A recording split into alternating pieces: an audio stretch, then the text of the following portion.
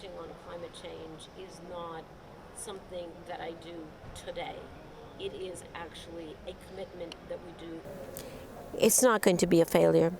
Let's understand that acting on climate change is not something that I do today. It is actually a commitment that we do for the rest of our lives. And I don't think that we will guarantee 1.5 at the end of this COP. It doesn't seem like we're going to hit 100 billion either. And I do not deem that a failure.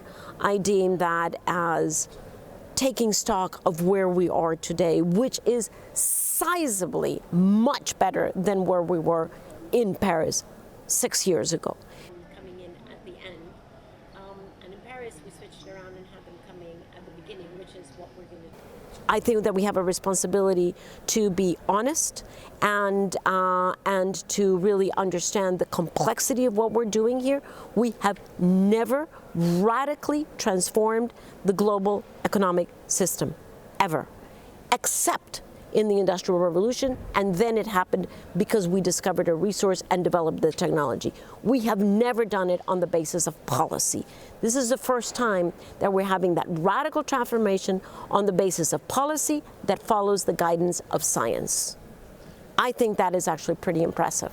3 years to do that, and they came forward with a groundbreaking study. To begin with, President Xi hasn't left China since COVID broke out, but it's not an empty chair. He will be represented at very high level, and they have already submitted an implementation plan that explains how they're going to do the NDC that they had already made public way back in President Biden's climate summit.